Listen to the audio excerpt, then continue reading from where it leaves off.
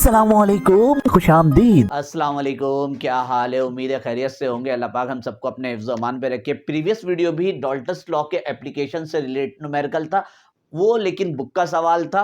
ये सवाल भी आपके एप्लीकेशन ऑफ डाल्टन्स लॉ से है, लेकिन ये पास पेपर के क्वेश्चन है। ये हर बोर्ड में ही आ रहा होता है, चाहे कराची बोर्ड हो, सिंध बोर्ड हो, पंजाब बोर्ड हो, केपीके बोर्ड हो, फेडरल बोर्ड हो। हर लेवल पे इस तरह के सवाल आते रहते हैं डाल्टन्स लॉ से रिलेटेड। पिछला वाला सवाल भी वो भी आता रहता है। अब उस सवाल और इस सवाल में थोड़ा सा फर्क था। वहां पर हमने मास ऑफ O2 निकाला था। अगर वो वीडियो नहीं देखा है तो उसका लिंक भी डिस्क्रिप्शन में मौजूद है, वो जाके देख लीजिएगा। वो भी आपके पास पेपर से रिलेट सवाल है।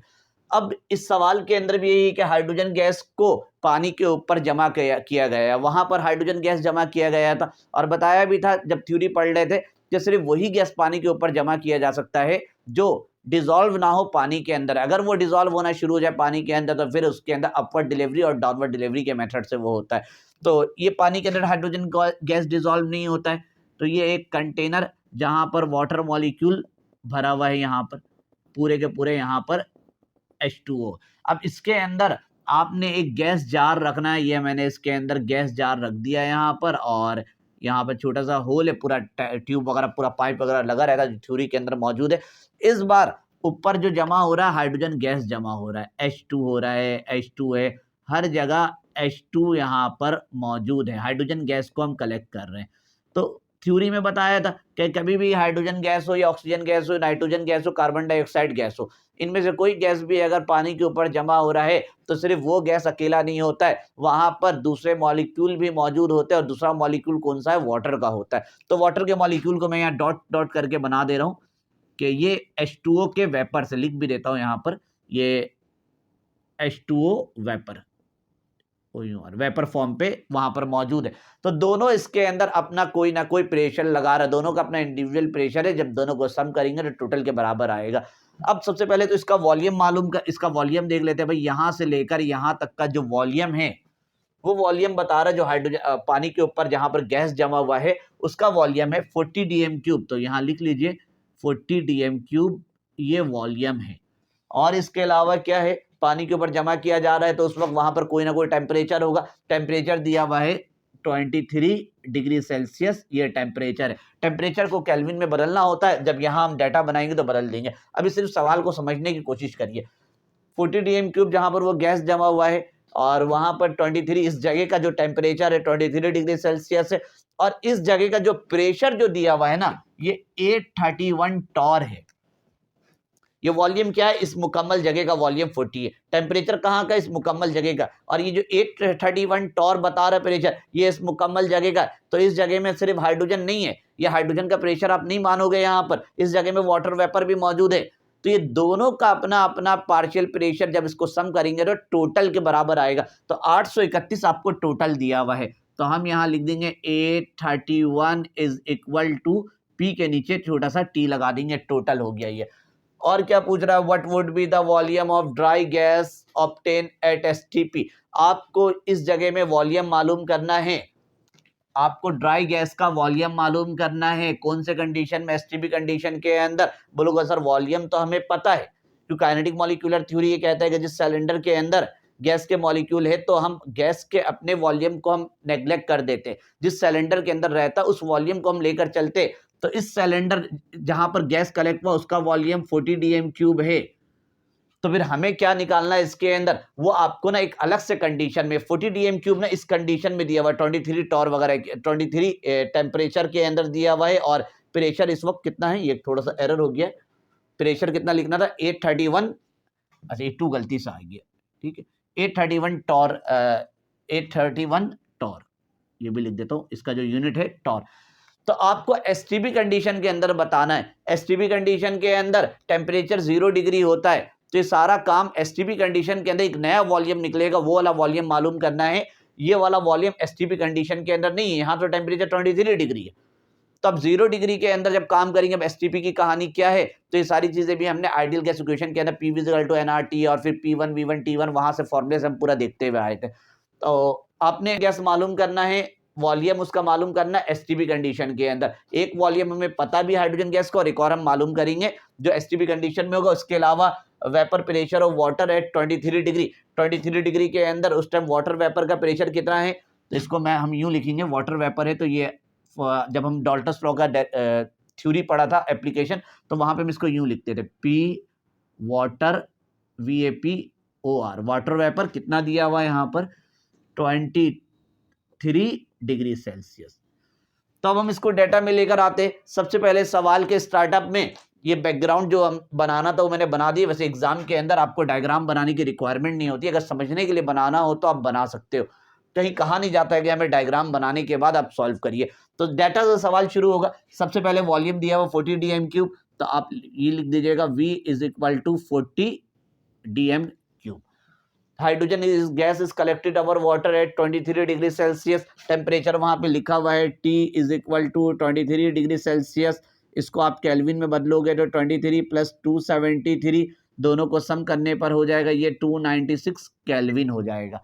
और इस सवाल में 831 टॉर, ये टोटल प्रेशर दिया हुआ है इस जगह का, जब वॉल्यूम 40 dm3 था तो उस जगह में टोटल जो गैस है उन दोनों का मिलाकर ये है। तो हम यहाँ लिख देंगे PT = कितना दिया हुआ PT 831 टॉर। अब कुछ बच्चे जो प्रीवियस वीडियो देखकर आए होंगे तो उनको लगेगा कि सर इसको ATM पे कन्वर्ट कर दे, तो यहाँ पर ATM में कन्वर्ट करने की जरूरत नहीं है, आप इसको टॉर में लेकर चल सकते हो। अब आप बोलोगे सर ये कौन सी बात हो गई, हमें कैसे पता चलेगा? असल में इस सवाल में ना R की रिक्वायरमेंट है ही नहीं। 0.0821 जो ATM होता है, DM³ है, मोल -1 और डॉट केल्विन -1। इस सवाल को जब सॉल्व करेंगे ना तो यहाँ पर हमें रिक्वायरमेंट ही नहीं होती। STP कंडीशन के अंदर जब मामला आता है तो ये वाला फॉर्मूला लगता है। जनरल गैस इक्वेशन का तो एक ये था, PV = nRT, जो प्रीवियस वाली वीडियो में किया था। जनरल गैस इक्वेशन का एक और भी फॉर्मूला था, अगर याद हो, आइडियल गैस पूरा डेरिवेशन P1V1 T1 = P2V2 और T2। इस कंडीशन में भी था। अगर आप लोगों ने वीडियो नहीं देखी है तो स्क्रीन में आपको इसका थंबनेल दिख रहा होगा, आप आइडियल गैस के डेरिवेशन के दौरान इसको देख सकते हो। तो ये वाले फॉर्मूले को हमने यहाँ यूज करना है। तो क्या कहीं पर आपको R दिख रहा है? यहाँ पर कहीं तो R दिख नहीं रहा है, लेकिन प्रीवियस वाली वीडियो जो हमने न्यूमेरिकल किया था एप्लीकेशन ऑफ डाल्टन्स लॉ, वहां पे मोल निकालना था, फिर मास निकालना था, तो R की जरूरत पड़ रही थी वहां। यहाँ हमें जरूरत नहीं पड़ रही है। तो जब आप प्रैक्टिस करते रहोगे तो आपको खुद समझ में आ जाए सवाल पढ़ते कि इस सवाल में R की जरूरत पड़ेगी या नहीं पड़ेगी। तो इस सवाल में जरूरत नहीं है, तो आप इसको कन्वर्ट करने की आपको भी जरूरत नहीं है। अगर आप करना चाहो तो कर सकते हो, लेकिन कोई फायदा आपको नहीं है। और क्या भाई, इसके अलावा PT दे दिया इसके अंदर, और आपसे पूछ रहा है what would be the volume of dry gas. आपको वॉल्यूम मालूम करना है और कौन से कंडीशन में मालूम करना है, ये व्हाट वुड एट STP। तब आप यहाँ पे लिख दीजिएगा एट, ठीक है, ये ब्लू कलर के, ये किसी भी मार्कर से हेडिंग डालोगे, ये सारा काम ब्लू से कर रहे होगे, और ये काम आप ब्लैक पॉइंटर से लिख दीजिएगा वहां पर एट STP। STP कंडीशन के अंदर हमें मालूम करना है वॉल्यूम। तो STP कंडीशन के अंदर full form standard temperature pressure. Temperature कितना होता है स्टैंडर्ड? ये होता है 0 डिग्री, 0 + 273, ये हो जाएगा 273 केल्विन। प्रेशर कितना होता है? तो प्रेशर 1 ATM होता है, और 1 ATM कितने के बराबर है? 760 टॉर के। अब टॉर क्यों लिया? जब ऊपर वाला टॉर है तो नीचे वाला भी अब टॉर ही होना चाहिए। अगर ऊपर वाला ATM हो तो नीचे वाला, कम से कम दोनों तो सेम चलना चाहिए ना। अब ये नहीं कि सर ने बोला कि यूनिट सेम होने का मसला नहीं है, वो तो मैंने R के कंपैरिजन बात की थी। अब ये टॉर है तो दूसरा भी टॉर होना चाहिए, अगर ये ATM है तो दूसरा भी ATM होना चाहिए। तो आप डायरेक्ट भी 760 लिख सकते हो। इस कंडीशन में आपको मालूम करना है वॉल्यूम। ये रहा भाई। अब इसको कैसे मालूम करना है? तो सबसे पहले ना, अच्छा, इसके अलावा एक और चीज भी गिवन दिया हुआ है, vapour pressure of water. Water का वेपर प्रेशर जो अपना पर्सनल, ये तो गिवन ही होता, प्रीवियस क्वेश्चन में भी गिवन था। तो यहां हम लिख देंगे P वाटर वेपर, ठीक है। इसको छोटा ही लिखना, मुझसे अगर बड़ा हो गया इसको छोटे फॉर्म पे लिखना आपने। कितना है ये? 21 टॉर। तो सबका सब टॉर में है, रहने दीजिए, इसको आपने ATM में कन्वर्ट करने की जरूरत नहीं है। अच्छा, एक और चीज आपको STP में मालूम करना है। एक वॉल्यूम पहले से पता है और एक नया वॉल्यूम है, तो हम इसको डिवाइड कर देंगे दो हिस्सों में। इसको V1 इनिशियल कर लेंगे, इसको V2 कर लेंगे। इस तरह से टेम्परेचर भी दो हिस्सों में, एक टेम्परेचर ऊपर एक नीचे, तो ऊपर वाला इनिशियल चल रहा है तो ये दोनों T1 वाला हो जाएगा दोनों, और यहाँ पर ये कहाँ गया? हाँ, T2 हो जाएगा। अब प्रेशर की बात करें तो ये यकीनन जब ये 2 है, ये 2 है, तो ये भी P2 है। अब P1 किसको बनाए, इसको या इसको, तो इन दोनों में से कोई सा भी नहीं बनेगा, क्योंकि सारा इंफॉर्मेशन जो है ना हमने ऑक्सीजन के लिए मालूम करना है। सारा जो आप मालूम करोगे एट एसटीपी के अंदर वो वॉल्यूम ऑफ O2 मालूम करोगे। यहाँ पे लिखना चाहो तो लिख भी सकते हो, मैं लिख देता हूँ कि V2 जो आप मालूम करोगे वॉल्यूम ऑफ O2 ऑक्सीजन के लिए मालूम करना आपने, इसको मैंने V2 माना हुआ है। तो ऊपर आपको प्रेशर ऑक्सीजन का पता होना चाहिए, सॉरी हाइड्रोजन के लिए काम कर रहे हैं ना, तो आप ये भी लिख भी देता हूं, गलत हो गया, हाइड्रोजन के लिए था ना सवाल, हाँ ड्राई गैस, ड्राई गैस का मतलब यहां पर हाइड्रोजन ही चल रहा है, तो हाइड्रोजन के लिए आपने मालूम करना है। तो ऊपर ये जो प्रेशर है टोटल है, ये वाटर वेपर है। अब इन दोनों की मदद से डाल्टन्स लॉ का एप्लीकेशन लगाकर हम ड्राई गैस का प्रेशर मालूम कर सकते हैं। फॉर्मूला क्या है, लेक्चर में हमने थ्योरी जब पढ़ा था एप्लीकेशन, उसमें भी हमने लिखा था ये कि सबसे पहले तो सॉल्यूशन लिख लो, और सॉल्यूशन के अंदर हमें निकालना है pressure of dry gas. Dry gas का प्रेशर मालूम करना है। अब ड्राई गैस कौन है, यहाँ पर हाइड्रोजन है।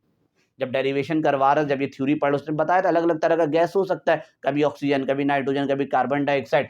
इस वक्त यहाँ पर जो गैस है वो है PH2। PH2 ड्राई गैस मालूम करना है। उस टाइम भी फॉर्मूला कुछ यूं था, PT बराबर होता है इंडिविजुअल के, इसके अंदर दो इंडिविजुअल गैस है, एक है P ड्राई गैस है और दूसरा गैस कौन सा है, ड्राई गैस का मतलब है कि हाइड्रोजन इसके अंदर है और दूसरा इसके अंदर वाटर वेपर है, तो P वाटर वेपर। PT कितना है, ये रहा भाई 831। P ड्राई गैस ये आपको मालूम करना है, और असल में ड्राई गैस कौन है, इसके अंदर हाइड्रोजन है, तो H2 लिख दो और आसानी हो जाएगी यहां पर। और वाटर वेपर 21 है।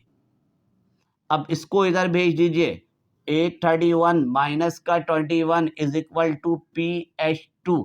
इसको इसमें से माइनस करिए, ये PH2 निकल आएगा यहां पर 810 टॉर।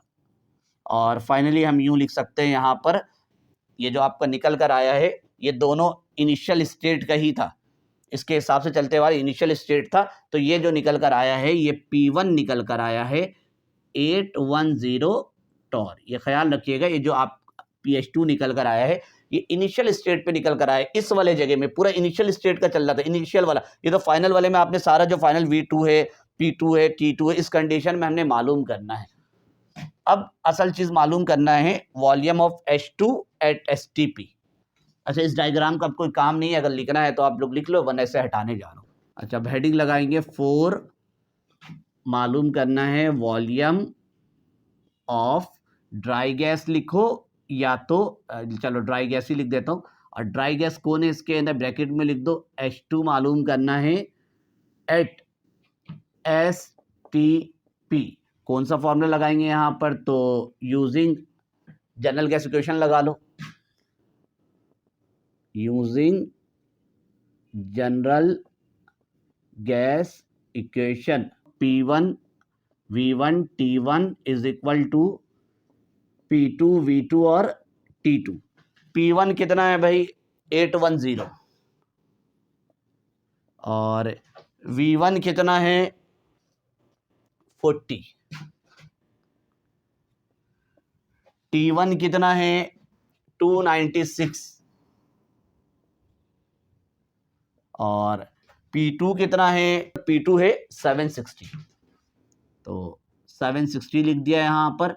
V2 तो मालूम करना है, यही हमारा सवाल का हिस्सा, ड्राई गैस के लिए वॉल्यूम मालूम करना है, और T2 कितना है, ये रहा 273। अब इसको सेट कर लीजिए, 810 और 40 273, ठीक है, 810 हो गया, 40 हो गया, 273 हो गया, और 760 हो गया, नहीं 760 नहीं, गलत हो गया, इसको उधर भेज दिया, डिवाइड में आएगा ना, 296 हो गया, और 760 नीचे आ जाएगा यहाँ पर, 760 इज इक्वल टू V2। अच्छा भाई, V2 अब आपको मालूम करना है, तो ये V2 हो गया। अब आते हैं इसके मल्टीप्लाई पे, ऊपर वाली वैल्यू को 810, 40 और 273, इन सबको मल्टीप्लाई करेंगे तो यहाँ आंसर आएगा 884520, डिवाइड बाई, इन दोनों वैल्यू को मल्टीप्लाई करिएगा तो यहाँ आएगा 22496 और अब इसको फाइनली डिवाइड करोगे तो डिवाइड करने पे जो आंसर आने वाला है वो है 39.317 DM³। तो एक बार आप लोग भी खुद से कैलकुलेट करके इसको चेक कर लीजिएगा। तो ये एक और हिस्सा आपका मुकम्मल हो गया।